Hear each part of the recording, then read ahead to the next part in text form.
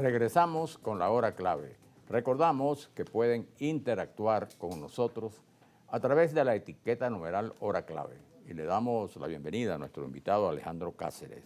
Alejandro es profesor de Estrategia e Historia del Empresarial del IESA. Bienvenido. Muchas gracias, Qué interesante a lo que te dedicas, de verdad, Alejandro. Bueno, vamos a hablar de alguien que seguramente tú debes tener en tu disco duro muy bien registrado, como es Alejandro Hernández, que fue un hombre de esos venezolanos que hicieron país. ¿Por qué? Porque fundaban empresas, levantaban instituciones, industrias, y encima tenían tiempo para ser candidatos presidenciales y dedicarse a la educación, promover proyectos educativos. Absolutamente. ¿Cómo se concentraba esto en una sola persona? Cuando aquí tenemos un país ahora que lamentablemente ha derivado en que todo el mundo quiere ganar real rápido, con algo fácil, que no te represente mayor esfuerzo. Sí. Bueno, gracias Manuel Felipe, gracias Maki por la invitación. Y sí, definitivamente yo creo que Alejandro Hernández es un personaje que todos los venezolanos y venezolanas deberían tener en sus mentes porque fue un gran constructor de país, ¿no? Y es un personaje que se inscribe en ese tiempo en que en Venezuela comienza a nacer la industria moderna. Es decir, y un poco voy a hablar un poco de la historia, o sea, para que tú tuvieras una industria moderna tenían que pasar tres cosas. Tienes que tener plantas de gran escala para aprovechar las economías de escala que eso te generaba, tienes que tener una red de mercado y distribución para tus productos y tienes que tener unos gerentes manejándola. Y justamente Alejandro Hernández es sinónimo de una marca que es icónica para todos los venezolanos, que es el ron pampero. Claro.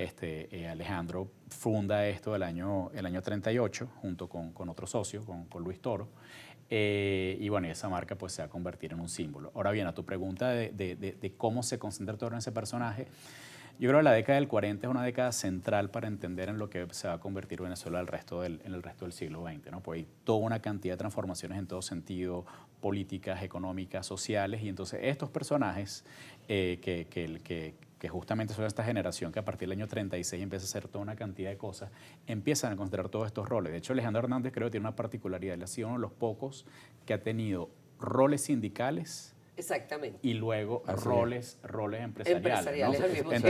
Entonces hay una dicotomía interesante porque el año 36, y con el mismo protagonismo. En el año 36 él es secretario del primer Congreso de Trabajadores y luego el año 44 lo vamos a ver fundando Fede Cámaras y el año 58 que posiblemente es su gran contribución a nivel gremial que es con la asociación Pro Venezuela, que fue un grupo que incluso trasciende lo empresarial, porque lo funda con Mariano Picón Salas, lo funda con Miguel Acosta Sáenz, y básicamente es una asociación que se va a enfocar justamente en ese estímulo a lo venezolano y a valorar y a potenciar. Era como un gran visionario, ¿no? Absolutamente. Un hombre que veía más allá, que decía, yo no solamente voy a fundar mi industria y yo me enriquezco yo, sino que voy a ver como impulso la industria en el país, el empleo, etcétera. Fue una época muy pujante, era como que venía gente de atrás, de estar sometidos a dictaduras, sometidos a muchas restricciones, y de repente como que se abren y dicen, bueno, este país tiene que volar. Y de hecho hay algo que conecta con lo que mencionas, y es que, bueno, yo creo que la primera cosa que hay que decir es que Alejandro Hernández era ñero, ¿no? Él nace en Juan Griego en 1907, y de hecho hay una frase en un discurso que él dice, bueno, que de alguna manera ellos cuando salen a la mar, digamos, a pescar, se guían por los luceros, pero terminan desarrollando capacidades para ser capitanes de altura, ¿no? De barcos más grandes, y él sentía que él era eso, ¿no? Y eso es lo que le daba como que ese empuje para crear cosas, ¿no? Porque uno se queda nada más con el tema de ron pampero, pero la verdad es que él crea un portafolio de productos grandísimos, o sea, jugos enlatados, bebidas alcohólicas de todo tipo, porque su gran aspiración era el desarrollo de la agricultura en Venezuela. Es decir, sí, con el advenimiento del petróleo, bueno, como todos sabemos, pues, el campo de alguna manera pues, pasa a un segundo lugar. Pero él considera que, bueno, que parte de la siembra del petróleo es justamente enfocarse en eso. Entonces, todo este tema de enlatados, el tema de desarrollar industria de harina de pescado, también, que fue una aspiración al final de su vida. Yo me puse a leer un día la lista de las cosas, de los emprendimientos que le había logrado, y de verdad que es infinito. Absolutamente. Y los que dejó por hacer, porque como tú dices, no era cualquier empresario, era un hombre que tenía una visión que iba más allá. Entonces, Pro Venezuela yo creo que es una de las principales iniciativas en América Latina de ese género. Además, en él está presente también un compromiso con la modernidad, ¿no? Claro. Porque incluso su cercanía con los líderes de la generación del 28, con Betancourt, con Villalba, lo compromete pues con la democracia, digamos, en aquel tiempo. Y después con toda la organización social, ¿no? Así es. Con los trabajadores, con los empresarios. Y ese énfasis en colocar la necesidad de desarrollar en aquel momento, en aquellas circunstancias, una industria nacional. Cuando era un esfuerzo muy difícil, ¿no? Porque evidentemente es un país importador, con un Estado que a través de los petrodólares crecía de manera muy grande. Y aquello eslogan de compra venezolano, por ejemplo, Sí. sonaba muy atractivo, pero en términos reales de la economía no era tampoco No era tan viable. tan viable, ¿no? Así es, así es. Así No es es. tan viable porque era un país, como dice Manuel Felipe, abrumado por la riqueza petrolera que comenzaba a ser importantísima y con unos niveles de importación que prácticamente ponían en desventaja a la industria nacional, y eso fue lo que él dijo: hay que echarle pichón a esto, o sea, nosotros tenemos que comprar venezolano, eso sí, tenemos que producir de calidad venezolano. Absolutamente. Eso lo llevó a él a tener una buena relación, yo creo, con todos los políticos, con todos los presidentes, porque desde Betancourt hasta Caldera, pasando por Carlos Andrés Pérez y todos ellos, él tuvo excelente relación, porque lo que le interesaba es que los gobiernos contribuyeran a ese proyecto.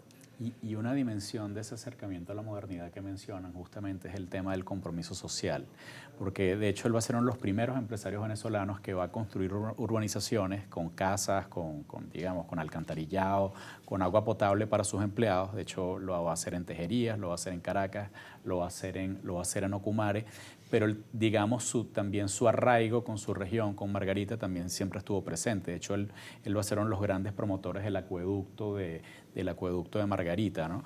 Y también él consideraba que era muy valioso el tema de la educación. Y una de las dimensiones de la educación es que él crea una de las primeras escuelas técnicas, pero creada por una empresa para justamente formar a sus trabajadores, que era algo que las petroleras venían haciendo, ¿no? Pero uno pensaría, por la naturaleza del negocio es mucho más natural, pero que este hombre de Juan Griego decida hacer eso es una cuestión que habla de mucho de ese rol social. Y otra dimensión de él es el tema de la innovación, sobre todo en temas de mercadeo. O sea, es decir, el logo de Pampero es un logo icónico para los venezolanos como el llanero. Él usó el Morrocoy Azul, que fue digamos, un periódico humorístico de la época. Entonces usaba los chistes del Morrocoy Azul y metía Pampero allí como para estimular mercado en eso. El tema de la radio, él a través de la radio no solamente hizo radionovelas de las grandes obras venezolanas, Doña Bárbara, Mene, sino también buscó estimular a que la gente conociera la música clásica. Y ahí se apoyó en Guillermo Meneses, en Alejo Carpentier. Entonces, bueno, de verdad es que fue un tipo súper completo. Absolutamente. Una cosa increíble, increíble. Absolutamente. Y tú Un gran ejemplo sobre todo, ¿no? Así es. Sí, porque un empresario no solo es más circunscrito lo que es a su negocio, pues, a su actividad específica, comercial, sino con una visión comprometida con el país, ¿no? Claro. Así es. Y se fue más allá de la frontera, porque yo creo que una industria, no sé cuál, no recuerdo en este momento, montó en Curazao también. Así es, él trató de colocar los productos venezolanos en el Caribe y también en otros mercados foráneos, ¿no? Y de alguna manera fue pionero en ese sentido, ¿no? Y fueron apuestas bastante fuertes. Otra dimensión de él es el tema deportivo. O sea, es decir, él crea un club de béisbol que va a ser el Pampero, que después él lo termina vendiendo y va a ser la génesis de un equipo que tiene una afición importante, que son los Tiburones de la Guaira. Sí, esa es otra cosa que se nos había pasado, lo de los tiburones. Así es. Que él es el principio de todo eso, ¿no? Así es. Ahora, fíjate tú que... Promotor del Club Los Cortijos también, que Maki conoce mucho. El Club Los Cortijos. Ahora, fíjate, viendo todo eso, tú dices, encima, yo a lo mejor pienso que él veía, porque de que era un hombre interesado en el país y trabajando por el país, a pesar de hacer su fortuna personal, porque era un tipo con mucha, como te digo, con mucha habilidad, pues, para los negocios, etcétera, mucha visión. Pero él le llama la atención también la política y llega a ser candidato presidencial. Claro, sin una figuración importante, pero fíjate que yo creo que él tenía también claro cómo todo el país, todo tenía que estar en función de un solo objetivo, que era echar para adelante a Venezuela. Política, economía, educación, deporte, etc., todo. Y conecta con tu frase justamente de constructor de país. Y de hecho, él al final de su vida, digamos, él no gana la elección presidencial, pero él termina siendo gobernador del estado de Nueva Esparta y desde ahí él termina de promover toda una cantidad de cosas en pro de la mejora de su pueblo, ¿no? Pues, y yo creo que eso es algo muy bonito, ¿no? O sea, él nunca pierde conexión con sus orígenes y eso lo va a acompañar a lo largo de toda su vida. Sí. Lo que se cuenta que él fue candidato presidencial en el 69, el 68, mejor dicho, las elecciones que gana Rafael Caldera. Y por supuesto Rafael Caldera lo llama y le dice, bueno, no fuiste presidente de la República, pero yo creo que allá en Margarita te esperan. Entonces yo te voy a nombrar gobernador de Margarita porque desarrolla tu compromiso con los margaritas. Y creo que solamente se retiró por un problema, digamos, de salud, ¿no? Personal. Pero ya después de 2 años de gestión. Después de 2 años de gestión donde hizo mucho. Así es. Hay un escrito muy bonito de Virgilio Vilavivas que lo sustituye en la gobernación, en donde cuenta la cantidad de cosas que hizo y la cantidad de cosas que él tuvo la oportunidad y el privilegio, como él dice, de terminar como fue el aeropuerto Santiago Mariño. Absolutamente. O sea, usted llegó hoy al aeropuerto de Margarita y la gente tiene que saber que eso lo comenzó y casi lo termina Alejandro Hernández. Claro. Lo culminó por su problema de salud, lo culminó el gobernador que lo siguió, que fue Virgilio Vilavivas, y hablan maravillas, él habla maravillas de Alejandro Hernández, o sea que yo creo que es un personaje que realmente hay que resaltar. Absolutamente. Y sobre todo en estos momentos. No, y eso es modernidad. O sea, pensemos en llevar agua potable y pensemos en transporte aéreo para una isla que sabemos que tiene un potencial turístico bien importante. Sí, lo que tú dices que permaneció leal y fiel a la gente de donde él venía, Así a sus es. compatriotas de verdad, a sus coterráneos. Así es. Que eran los ñeros, como decimos. Mira, ahora, fíjate, como tú dominas también este tema, sería bueno, de alguna manera, finalizar haciendo un poco de reflexión sobre lo que ese hombre, lo que es el ejemplo que ese hombre representa para los nuevos empresarios, sobre todo los que quieran hacer el país de una manera distinta. Claro. No simplemente con el facilismo y con el dinero fácil y muchas veces mal habido, sino la gente que quiera realmente trabajar por Venezuela.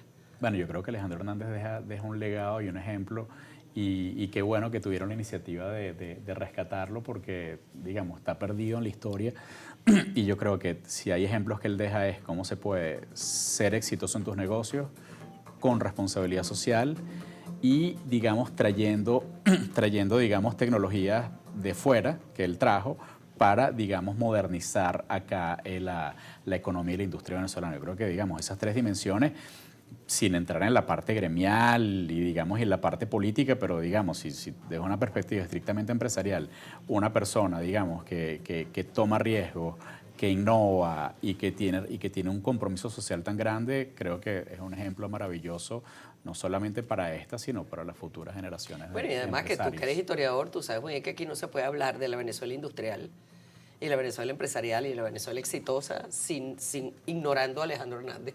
No se puede. Y bueno, tú además eres tocayo del... Así es. Así que bueno, Alejandro, muchas gracias. Gracias. Muchas gracias. Vamos a la pausa, ya volvemos.